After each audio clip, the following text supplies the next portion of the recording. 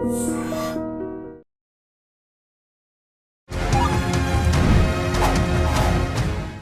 To I dream. నేను Udayasri.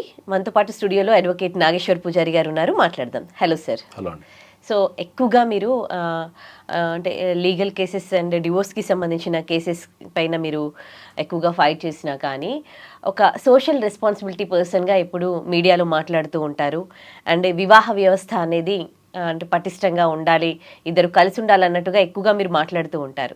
So ఎక్కువగా divorce cases కూడా మీరు చేస్తారు కాబట్టి వాళ్ళు డివోర్స్ కోసం మీ దగ్గరికి వచ్చినప్పుడు మీరు ఆ కేసుని ఫైల్ చేయడమే చేస్తారా, లేకపోతే వాళ్ళకి బిఫోర్ కౌన్సిలింగ్ లాంటివి కానీ ఏమన్నా సజెషన్స్ లాంటివి ఇస్తూ ఉంటారా? జనరల్గా డైవర్స్ కేసులలో ఎవరు నా దగ్గరకు వచ్చినా కూడా ఫస్ట్ వాళ్ళ రిక్వైర్మెంట్ ఏంటో నేను ఫస్ట్ రిక్వైర్మెంట్ విని ఎవ్వరు కూడా డైవర్స్ కేసులో నా దగ్గరకు వచ్చినప్పుడు మ్యాక్సిమం నేను కోర్టుకు రావద్దనే చెప్తా. ఏది ఉన్నా కూడా అది కలిసిపోవటానికైనా విడిపోవటానికైనా ఏది ఉన్నా కూడా out of the court settlement చేసుకొని చెప్తా. అంటే అవుట్ ఆఫ్ ద కోర్ట్ అంటే ఏంటంటే కూర్చొని మాట్లాడుకొని సెటిల్మెంట్ చేసుకోండి, అది కలిసి ఉండడానికైనా లేకపోతే విడిపోవడానికైనా. ఎందుకు అంటే ఏంటంటే మనకు ప్రధానంగా వచ్చే ప్రాబ్లం ఏంటంటే డైవర్స్ కేసులలో ఒక డైవర్స్ కేసు మనం కోర్టులో వేస్తే ఇద్దరు పార్టీస్ తిరిగి ఆ డైవర్స్ రావడానికి 2 to 3 years పడుతుంది యావరేజ్. ఇప్పుడు కూడా 2 to 3 years అందుకే తక్కువ. అది ఎవరైనా ఎక్స్పర్ట్ చేస్తే ఆ టైం పడుతుంది. ఇంకా నార్మల్గా ఉంటే 5 years పడుతుంది.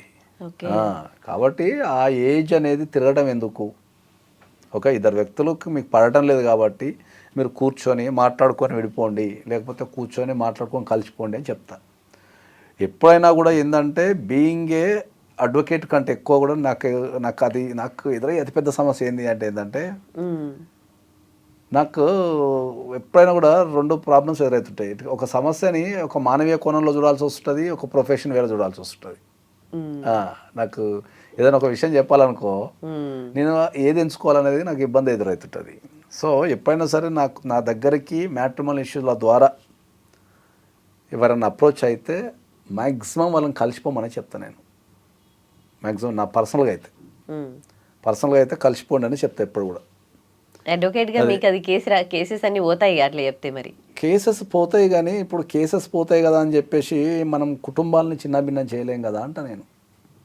అట్లా కుటుంబాలను చిన్నభిన్నం చేయలేం కదా అంట నేను. ఎప్పుడైనా కూడా మ్యాట్రిమోనియల్ కేసెస్లో ఎవరైనా ఒకళ్ళు నా దగ్గరకు వచ్చినప్పుడు నా పర్సనల్ అడ్వైజ్, ప్రొఫెషనల్ అడ్వైజ్ కాదు, నా పర్సనల్ అడ్వైజ్ వాళ్ళని కలిసి ఉండమనే చెప్తాను నేను. వాళ్ళు కలిసి ఉండడానికి కావాల్సిన చర్యలు ఏమున్నాయో అవి తీసుకుంటా మ్యాక్సిమం. ఒకవేళ ప్రొఫెషనల్ కనుక అడ్వైజ్ ఇస్తే నేను వాళ్ళ అభిప్రాయానికి వాల్యూ ఇస్తాను. కొంతమంది డైరెక్ట్ మన దగ్గరికి అప్రోచ్ అయ్యే విధానాన్ని బట్టి ఆన్సర్ ఉంటుంది. కొంతమంది డైరెక్ట్ వచ్చి నాకు వద్దు సార్, నేను కలిసి ఉండలేను, నాకు ఏమాత్రం నా వల్ల కాదు అని చెప్తే డైరెక్ట్ డైవర్స్ చేసేస్తాం. ఇంకా కొంతమంది వచ్చేసి ఇట్లాంటి పరిస్థితులు సార్ ఏం చేయాలని అడుగుతారు, అప్పుడు మనం సజెషన్ ఇస్తాం. అట్లా కొంతమంది ఏమో కలపటండి సార్ ఎట్టి పరిస్థితులలో అంటారు, అప్పుడు మనం కలపడానికి ట్రై చేస్తాం. అంటే ఎలాంటి ఇష్యూస్ వరకు మీరు మేనేజ్ చేయగలరు? ఎక్కువగా ఈ మధ్యకాలంలో మీరు చూస్తున్న ప్రాబ్లమ్స్ ఏంటి? అండ్ ఎలాంటి ఇష్యూస్ వచ్చినప్పుడు జస్ట్ మీరు కౌన్సిలింగ్ ఇచ్చి వాళ్ళని అంటే డైవర్స్ తీసుకోకుండా? ప్రధానంగా డైవర్స్ ఇష్యూలకు వచ్చినప్పుడు ఏంటంటే 3 ఇష్యూస్ ఉంటాయి ఎప్పుడు కూడా. ప్రధానంగా ఫైనాన్షియల్ ఒకటి ఉంటుంది, రెండోది మనకు ఇల్లీగల్ కాంటాక్ట్స్ ఒకటి ఉంటాయి, మూడోది వచ్చేసి బిహేవియరల్ ఇష్యూస్ ఉంటాయి. అంతే, 3 ప్రధానంగా ఉంటాయి డైవర్స్ ఇష్యూస్లో. ఓకే, ఈ 3 ఇష్యూస్లో ఏంటంటే ఇప్పుడు మనకు ఈ 3 సమపాలనలు ఉంటాయి. చాలామంది పైసల మీద, ఫైనాన్షియల్ ఇష్యూస్ మీద అవగాహన లేకుండా వాళ్ళు గొడవలు పెట్టుకుంటుంటారు ఎక్కువ. అది లీడ్స్ టు డైవర్స్కి వచ్చేస్తుంది.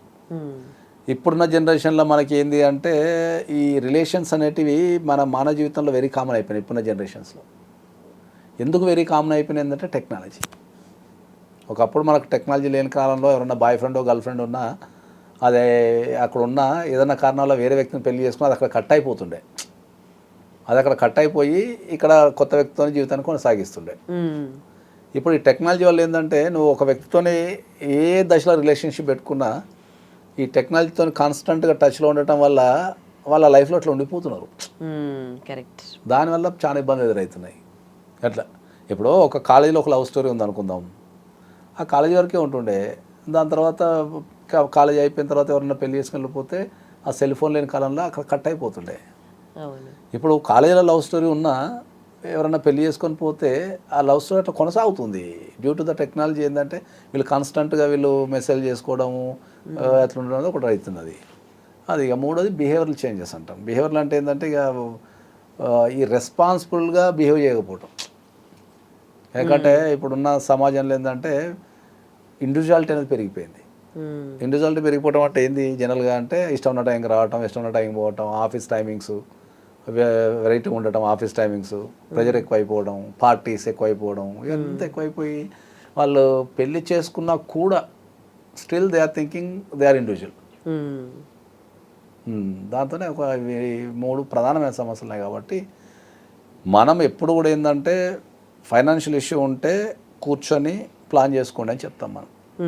అది తర్వాత మ్యారేజ్ తర్వాత నేను అందరికి చెప్పేది ఏంటంటే మీకు బిఫోర్ మ్యారేజ్ ఏమైనా రిలేషన్షిప్స్ ఉంటే ఆ బిఫోర్ మ్యారేజ్ చేసుకోవాలనుకున్నప్పుడు అవన్నీ కట్ చేయమని చెప్పేస్తా. ఇంకా ఏ రకమైన కమ్యూనికేషన్ వాడుతూ పెట్టద్దు అని చెప్తాను నేను. దట్ ఇస్ దట్ అదొకటి. ఎందుకంటే ఆఫ్టర్ మ్యారేజ్ ఏ రకమైన రిలేషన్షిప్ పెట్టుకోవద్దు అని చెప్తాను నేను. అది మూడోది ఏంటంటే బిహేవియరల్ చేంజెస్ అంటే ఒక వ్యక్తితోని మనం కలిసి జీవించాలి అనుకున్నప్పుడు ఆ వ్యక్తికి తగ్గట్టు మనం కొద్దిగా మారాల్సిన అవసరం అనేది 100% ఉంటుంది. నువ్వు పెళ్ళికి ముందు ఎట్లయితే బిహేవ్ చేస్తున్నావో పెళ్ళి తర్వాత కూడా అట్నే బిహేవ్ చేస్తుంటే వర్కౌట్ కాదు. అర్థమైందా? చిన్న చిన్న బిహేవియర్ చేంజెస్ చేసుకుంటేనే సంసారం అనేది సుఖంగా ఉంటుంది అని చెప్తాను నేను. ఎప్పుడు మనకు రెగ్యులర్గా తాగే అలవాటు ఉందనుకో తగ్గించేసుకోవాలి. ఇంటికి లేట్గా వచ్చే అలవాటు ఉందనుకో కొద్దిగా ముందు వెళ్ళిపోవాలి. నువ్వు పెళ్ళి తర్వాత కూడా పెళ్ళికి ముందు ఉన్న బిహేవియర్ని పోర్ట్రేట్ చేస్తా అంటే మ్యారేజ్ ఎప్పుడు కూడా వర్కౌట్ కాదు. మీరు ఎక్కువగా అమ్మాయిల్లో అబ్బాయిల్లో ఎలాంటి ప్రాబ్లమ్స్ చూస్తూ ఉన్నారు ఈ గొడవలకు దారితీసేవి? అబ్బాయిల్లో కావచ్చు, అమ్మాయిల్లో కావచ్చు. ఇప్పుడున్న ప్రస్తుత సమాజంలో అమ్మాయిలు అంటే ఏం లేదు, అందరూ ఈక్వల్గానే ఉన్నారు. అన్నిటికీ ఈక్వల్గానే ఉన్నారు. అబ్బాయిలు వచ్చి సేమ్ కంప్లైంట్ చేస్తుంటూ సేమ్ సార్ అమ్మాయి పని చేస్తుంది ఏమి ఇవ్వదు, లేకపోతే ఆమె శాలరీ దాచేసుకుంది ఖర్చులకు ఇవ్వదనో, లేకపోతే ఇంకోటో XYZ అనో, లేకపోతే అమ్మాయి రిలేషన్లో ఉంది సార్ పెళ్ళికి ముందు ఉండే నాకు తెలిసిందనో, పెళ్లి తర్వాత కూడా టెక్స్ట్ చేస్తుందనో, లేకపోతే బిహేవియరల్ చేంజెస్ నా ఇష్టం ఉన్నట్టు ఉంటా, నా ఇష్టం ఉన్నట్టు చేస్తా, నువ్వెవరు అడగటానికి అని అంటారు అనేది అబ్బాయిల సైడ్ అమ్మాయిల సైడ్ ఇద్దరు సైడ్ ఉంది ఇప్పుడున్న దాంట్లో. ప్రధానంగా అందరికి చెప్పేది ఏంటంటే మన కుటుంబంలో విలువలు నేర్పడం అనేది లేకుండా అయిపోయింది.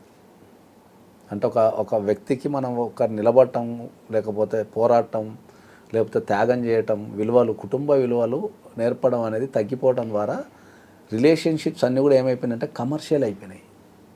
ఇంట్లో పుట్టిన వాళ్ళు కూడా తోడబుట్టిన వాళ్ళైనా, తల్లిదండ్రులైనా, పిల్లలైనా, మనకు అదేదో కోటేశ్వర సినిమా ఒకటి ఉంటుంది, ఏది మన ఆహనా పెళ్ళంటలో ప్రతిదానికి నాకేటి అట్లా తయారైన అందరు.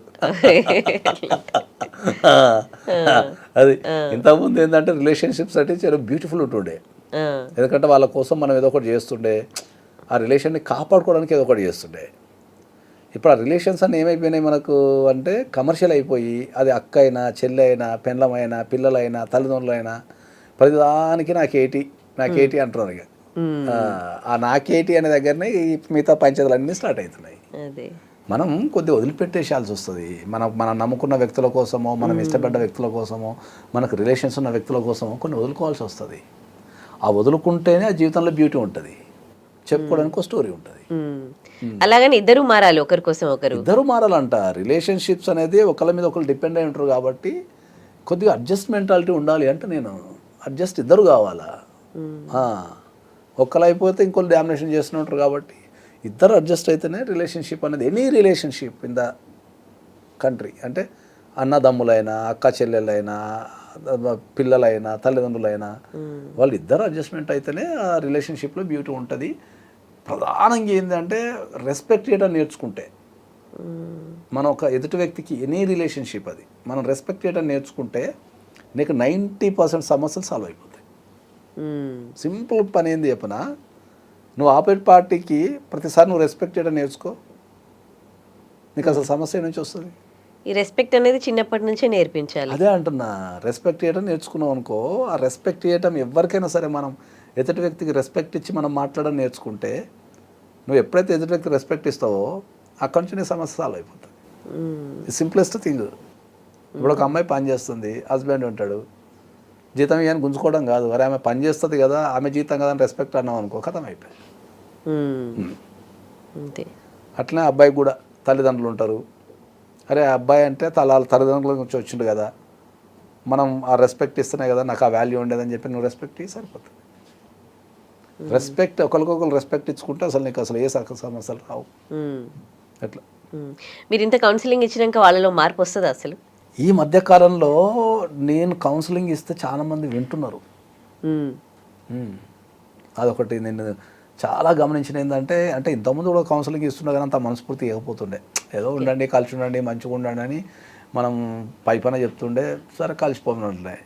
ఇప్పుడు మనం ఏంటంటే మనస్ఫూర్తి ఒక ఇద్దరు వ్యక్తులు కలపాలి కదా అనే ఉద్దేశంతో నాలో కూడా ఒక ఆలోచన వచ్చింది. కాబట్టి అరే ఇద్దరు వ్యక్తులు కలిసి ఉంటే బ్యూటిఫుల్ ఉంటుంది కదా, వాళ్ళిద్దరు బ్యూటిఫుల్గా ఉంటారు, సమాజం బ్యూటిఫుల్ ఉంటుంది అని చెప్పేసి మనం కూడా మనస్ఫూర్తిగా కౌన్సిలింగ్ చేస్తున్నప్పుడు ఏమవుతుందంటే రిజల్ట్ అనేది బయటపడుతుంది. అరే ఒక వ్యక్తి ఏదో చెప్తున్నాడు కదా, ఇది ఎందుకు ట్రై చేయకూడదు, ట్రై చేస్తే బాగుంటుంది కదా లైఫ్ అనేది.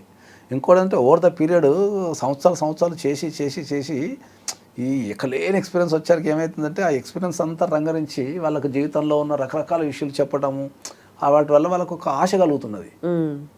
ఆశ కలిగి అరే ఈయన చెప్పేది కరెక్టే కదా, ఇట్లా చేస్తే అసలు నెల రోజులు ఇట్లా ఏమన్నాడు కదా, చేస్తే ఏం పోతుంది అని చెప్పి అలా నెల రోజులు చేయడం ద్వారా అవి పాజిటివ్ రిజల్ట్ వచ్చేసి బాగా తక్కపోతున్నారు బాగా. డైవర్స్ కేసెస్ తక్కువ, కౌన్సిలింగ్ కేసెస్ ఎక్కువ వస్తున్నాయి అయితే. చెయ్యాలి, తప్పదు కదా. ఇప్పుడు మనకు సమాజం అన్న తర్వాత ఒక దశ వరకు మనం పైసల కోసం పనిచేస్తాం, ఓ దశ దాటిన తర్వాత మన సమాజం కోసం పనిచేయాలని చెప్తాను అయితే. ఇక మన పైసలే పరమాది కాదు కాబట్టి మనం సాధ్యమైనంత వరకు ఇప్పుడు మనం ఆ స్టేజ్కి వచ్చేసినాం అన్నట్టు. అంటే ఇప్పుడు మనం కొద్దిగా సేవా దృక్పథము, సమాజం అనే దాని మీద వచ్చినాం కాబట్టి మనం కంపల్సరీ అంటే పైసలు తీసుకోమనేం కాదు కానీ పైసల కంటే ఎక్కువ మనం ప్రాధాన్యత మనం ఇష్యూని సాల్వ్ చేయడానికి మనం కేటాయిస్తున్నాం కాబట్టి దానిపైన చేయాల్సి వస్తుంది. ఇన్ని రకాల డివోర్స్ కేసెస్ చూస్తూ ఉన్నారు కాబట్టి అంటే మీరే చెప్తూ ఉన్నారు గౌరవం ఇచ్చుకోవాలి, ఒకరి మీద ఒకరు రెస్పెక్ట్ ఇచ్చుకుంటూ ఉండాలి రిలేషన్షిప్లో అని అంటున్నారు.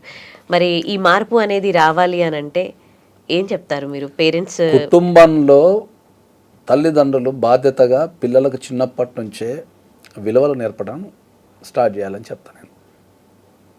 ఇప్పుడున్న సమాజంలో అందరం మనం చదువు గురించి నేర్పుతున్నాము, పోటీ పడమని నేర్పుతున్నాము, సంపాదించు అని నేర్పుతున్నాము, అట్లా రకరకాల నేర్పుతున్నాం మనం.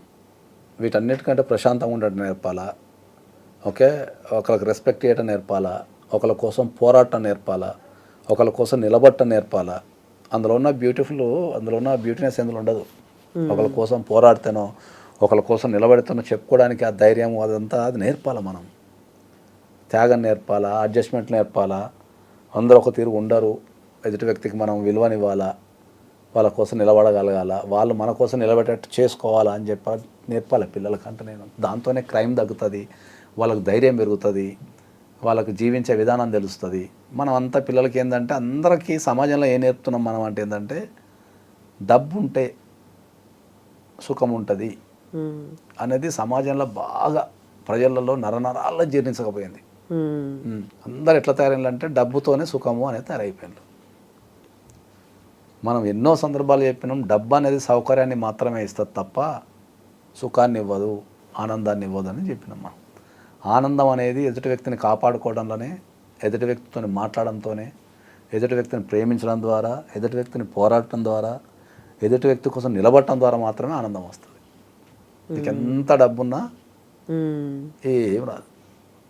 నీ దగ్గర 100 కోట్లు ఉంటాయి, నిద్ర రాకపోతే ఏమొస్తుంది? అదే నీకు ఏం లేవు, పడుకోమని ప్రశాంత్ నిద్ర పట్టింది అనుకో, అంతకుమించి ఇంకేం కావాలి? ఏం కావాలి. ఈ దేశంలో కాస్ట్లెస్ట్ థింగ్స్ ఎవరి దగ్గర లేవు. కాస్ట్లెస్ట్ థింగ్స్ ఏం చెప్పండి? మంచి నిద్ర, మంచి నిద్ర, నమ్మకంగా ఉండటం, ట్రస్ట్ వర్తి అంటే నిజాయితీ అనేది ఈ దేశంలో బంగారం కంటే, డైమండ్స్ కంటే, ఈ ప్రపంచంలో అన్నిటికంటే విలువైంది ఆనెస్టీ. అది లేదు, దాన్ని ఎన్ని వేలు ఇచ్చినా దొరుకుతలేదు, ఎన్ని వేల కోట్లు ఇచ్చినా కూడా దొరుకుతలేదు. నిజాయితీ, నిద్ర, ఆరోగ్యం, ప్రశాంతత ఇవన్నీ ఉన్నోడు ధనవంతుడు. ఇక వాడిని మించిన లేడు. అవును, అసలైన ధనవంతుడు. లేకుండా నీకు ఎన్నున్నా నువ్వు పేదోని అంట నేను. అంతే కదా, కరెక్ట్. కాబట్టి మనము బాడీకి ఒక 8 గంటలు ప్రశాంత నిద్రపోవటం నేర్పి, దానికి టెక్నాలజీ వచ్చిన తర్వాత మనిషి మెకానికల్ అయిపోయాడు. అట్లా నిద్రపోయినా కూడా ఫోన్ పట్టుకొని నిద్రపోతున్నాం దాన్ని అవును. చూసుకుంటే ఏదో చదువుకుంటానో చూసుకుంటానో. అది ఈజీ చేసి మనిషిని ఇంకా నాకు తెలిసి ఒక నేను కనిషాడు చెప్తే ఇంకొక 50 సంవత్సరాలు అయితే మనిషి ఉండకపోవచ్చు. ఉండకపోవచ్చు. ఉంటాడు ఇప్పుడు ఏ వచ్చింది, ఏలో ఏమేమి చేస్తున్నారు అసలు. ఒక మనిషితో లాగే ఉంటున్నారు అదే అంటున్నా, అన్నింటికి ఏఐని అడగడమే. నీకు అదే అంటున్నా, ఏఐని అడుగుతున్నాము, ఏ పనులు చేసి పెడుతుంది. ఒక 1000 మంది చేయాల్సిన పని ఒక ఏఐ చేస్తున్నది. ఒక 1000 మంది చేయాల్సిన పని ఒక ఏఐ చేస్తున్నది, 2 నిమిషాలు చేస్తున్నది.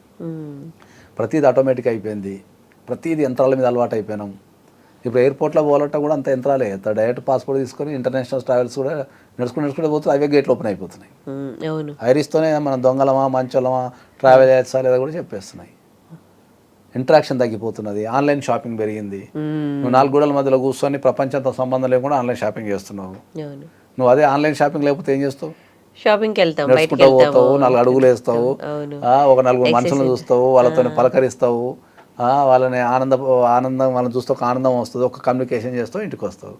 ఈ 4 గోడల మధ్యలో నువ్వు మిషన్ల మీద కూర్చొని షాపింగ్ చేస్తే ఏడొస్తుంది?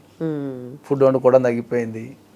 అన్ని రకాలుగా టెక్నాలజీ ఎంత పెరుగుతుంటే మనిషి అంతా నాశనం అవుతుంటాడు. ఇట్స్ సింపుల్ లాజిక్ అన్నట్టు ఇంకా అది. కాబట్టి టెక్నాలజీ ఇప్పుడు కొన్ని రోజులు పోతే, ఇప్పుడు నేను ఇలా చెప్తున్నా కదా, ఇప్పుడు మన స్విగ్గీ జొమాటోలో మన దాంట్లో యాప్ ఉందనుకో, ఏదన్నా సీరియస్గా పని చేస్తుంటే 12 గంటలకు 1 గంటకు మెసేజ్ వస్తుంది, నీ కోసం వెయిట్ చేస్తున్నా తినవా అని చెప్పి. అంటే మనకు ఆకలిని కూడా అదే కలిగిస్తున్నది, ఆకలిని కూడా అదే కలిగిస్తుంది. మనం ఏం తినాలో చెప్తున్నారు. మనం ఏదన్నా మనం ఆలోచిస్తే ఆ సంబంధించిన యాడ్స్ వస్తున్నాయి. అవును అవును. ఒక వీడియో చూసినా అనుకో, ఒక వీడియో చూసినా, ఒక పదం కొట్టినా అదే మొత్తం అది మనం అసెప్ట్ చేస్తున్నది. మనకు లేని కోరికలు కలిగిస్తాయి అవి, అర్థమైందా? అట్లా టెక్నాలజీ అన్ని చేతుల్లోకి మనిషి వెళ్ళిపోయాడు. టెక్నాలజీని మనం ఆపరేట్ చేయాల్సింది పోయి టెక్నాలజీ మనిషిని ఆపరేట్ చేస్తున్నాడు. అంటే మనిషికి ఉండాల్సిన లక్షణాలన్నీ కట్ అయిపోయినాయి. అదే మరి ముందు టెక్నాలజీ ఇంకా పెరుగుతుంది, అదే చెప్తున్నా కదా. ఇక్కడ చిప్పేస్తే మనకి ఎప్పుడు ఆకలి కావాలా, ఎన్ని తింటాము, అదంతా టెక్నాలజీ వస్తుంది. ఇంకా అదే చెప్తున్నా కదా, నీకు చాలా రంగాలు ఎఫెక్ట్ అవుతాయి. రంగాలు సెకండరీ గా రిలేషన్స్ కూడా పోతూ ఉన్నాయి కదా. ఇప్పుడు మనం ఒకప్పుడు డైనోసార్స్ ఉన్నాయి అని చెప్పుకున్నాం, ఇప్పుడు లేవు అని చెప్పుకుంటాం. ఇంకో 100 సంవత్సరాలు 200 సంవత్సరాలు మనుషులు ఉంటాయి అని చెప్పుకుంటారు, ఇప్పుడు లేరు అని చెప్పుకుంటారు. తేడా ఉన్నది అంతే. అది కాలంలో అన్ని కలిసిపోవాల్సిందే. అది మనిషి అయినా, డైనోసార్ అయినా, భగవంతుడైనా. ఒకప్పుడు భగవంతుడు అని చెప్పుకున్నాం అట్లా. కాబట్టి ఈ ప్రపంచంలో ఎవ్వరికి అర్థం కాని విషయం ఏంటి ఉందంటే కాలం, చావు. 2 ఎవ్వరికి అర్థం కావు ఇప్పటికి. ఎందుకంటే దీన్ని ఎవడు క్యాల్కులేషన్ చేయలేడు, చావుని ఎవడు ఎప్పుడు వస్తే ఎవడు చెప్పలేడు. కరెక్ట్. 2 ఎవడు చెప్పలేడు, ఎంత టెక్నాలజీ పెరిగినా కూడా చెప్పలేరు. రైట్. Thank you.